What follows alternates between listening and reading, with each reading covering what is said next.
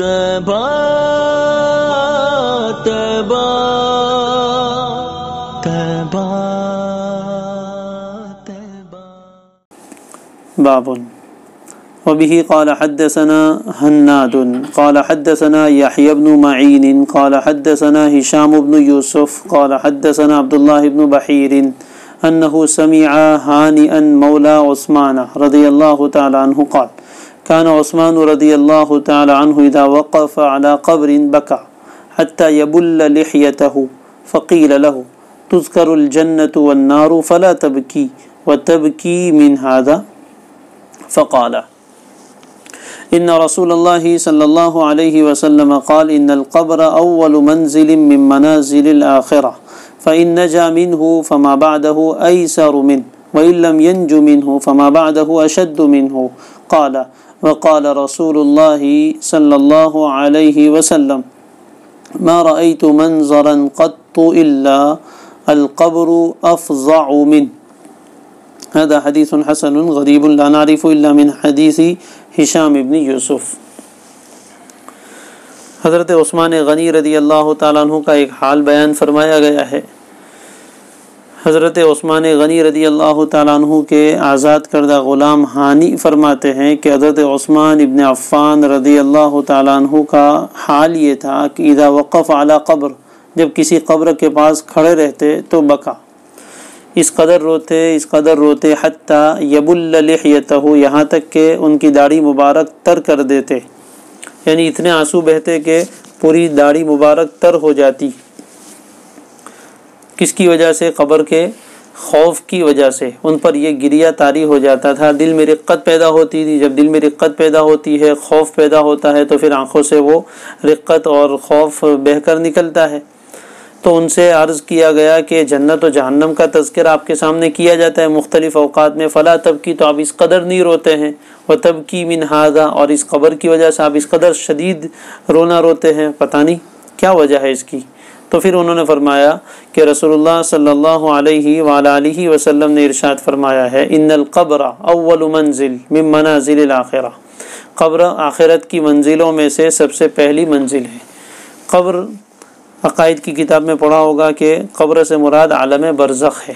چاہے کسی انسان کو زمین میں دفنایا ہو یا آگ میں جلایا ہو یا درندے نے کھا لیا ہو، وہ کچھ بھی ہو، لیکن وہ جاتا ہے قبر میں، یعنی وہ عالم برزخ میں ہی ہوتا ہے. عام طور پر چونکہ دفنایا جاتا ہے اس لیے قبر کا نام لیا جاتا ہے، مراد اس سے عالم برزخ ہے. تو یہ عالم برزخ جس کا ظاہری اثر قبر ہے، یہ قبر کی آخرت کی منزلوں میں سے سب سے پہلی منزل ہے، یہ پہلا اسٹیشن ہے. وہیں سے حساب کتاب شروع ہو جاتا ہے اور وہیں سے انسان کے سعید و شقی ہونے کی علامتیں اور اثرات شروع ہو جاتے ہیں. جب تک زندہ تھا وہاں تک تو کچھ پتہ نہیں تھا، جیسے ہی جاتے ہیں فوراً 3 سوال کیے جاتے ہیں، اور اس کے بعد سے ہی پھر راحت و عذاب کا سلسلہ جیسا جیسا آدمی مستحق ہوتا ہے ویسا شروع ہو جاتا ہے. تو وہیں سے پتہ چل جاتا ہے انسان کو. فَإِن نَجَا مِنْهُ، پس اگر اس میں سے بچ نکلا، نجات پا گیا، یعنی صحیح سلامت نکل گیا، تو فَمَا بَعْدَهُ أَيْسَرُ مِنْهُ، اس کے بعد کی جو منزلیں ہیں حشر وغیرہ کی، وہ اس سے زیادہ آسان ہوگی. وَإِن لَمْ يَنْجُ مِنْهُ نَعُوذُ بِاللَّهِ مِنْ ذَلِكَ، اور اگر اس سے نجات نہ ملی، قبر میں ہی پکڑ لیا گیا، یہی سوال کے صحیح جواب نہیں دے سکا، تو اس کے بعد کی جو منزل آنے والی ہے وہ تو اس سے بھی زیادہ سخت ہے، اور پتہ نہیں قبر میں ہمارے ساتھ کیا حال ہوگا. یہ حال ہے حضرت عثمان رضی اللہ تعالیٰ عنہ کا، جن کے بارے میں نبی اکرم صلی اللہ علیہ وسلم نے جنتی ہونے کی بشارت دنیا میں دی.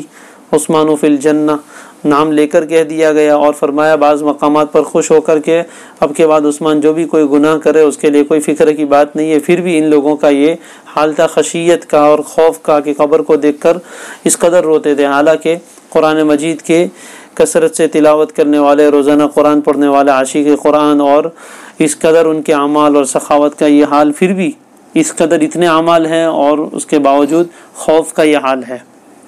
یہی کمال کی دلیل ہے کہ سب کچھ کرنے کے بعد بھی اپنے آپ کو ایسا سمجھتے ہیں. اور ہم لوگوں کا حال یہ ہے کہ تھوڑے بہت نیکیاں کی تو اب سمجھتے ہیں کہ جہنم سے بچنے کا پروانہ تو اپنے کو مل ہی گیا ہے. پھر آگے ارشاد نقل کیا کہ رسول اللہ صلی اللہ علیہ وسلم نے یہ بھی فرمایا تھا ما رأیت منظرا قط الا والقبر افظع منہ، میں نے کوئی منظر کبھی بھی نہیں دیکھا مگر یہ کہ قبر اس سے بھی زیادہ خوفناک ہے. افظع زیادہ خوفناک ہے، یعنی یہاں کا منظر بڑا خوفناک میں نے دیکھا ہے. تو اس کی وجہ سے حضرت عثمان رضی اللہ تعالیٰ عنہ کثرت سے رویا کرتے تھے. حضرت حسن بصری رحمہ اللہ کے بارے میں بھی آتا ہے کہ کسی کے جنازے میں جاتے تو جو جنازہ جاتا تھا اسی میں ان کو لٹا کر لانا پڑتا تھا، یعنی بے ہوش ہو جاتے تھے، اس قدر غشی ان پر طاری ہو جاتی تھی، حالانکہ یہ سب مقرب من اللہ تھے اور اللہ کے بڑے کامل بندے تھے، اس کے باوجود ان پر خوف کا یہ عالم ہوا کرتا تھا۔ سے ایک بات یہ بھی معلوم ہوتی ہے کہ دل کی جو قساوت ہوتی ہے اس کو نرم کرنے کے لیے مختلف طریقے ہیں۔ بعض مرتبہ دل پر ایسی قساوت چھا جاتی ہے کہ وہ نرمی سے تبدیل ہی نہیں ہوتی ہے، تو ایسے موقع پر قبروں کی زیارت کرنی چاہیے۔ آپ علیہ الصلوۃ والسلام نے اس کی اجازت دی ہے، پہلے میں نے تمہیں منع کیا تھا قبروں کی زیارت کرنے سے، الا فزوروہا، اس کی زیارت کیا کرو، یہ موت کو یاد دلاتی ہے اور انسان کا دل اس سے نرم ہوتا ہے۔ تو بہت سارے طریقے، ان میں سے ایک طریقہ یہ بھی ہے، کسی غریب کی مدد کر دینا، یہ بھی دل کو نرم کرنے کا ذریعہ ہے، کسی یتیم کے سر پر ہاتھ پھیر دینا، یہ بھی دل کو نرم کرنے والا ہے، اور اپنے گناہوں کو یاد کرنا، یہ بھی دل کو نرم کرنے کا ذریعہ ہے۔ هذا حدیث حسن غریب لا نعرف الا من حدیث ہشام ابن یوسف۔ ستم سازیوں میں جو بے بار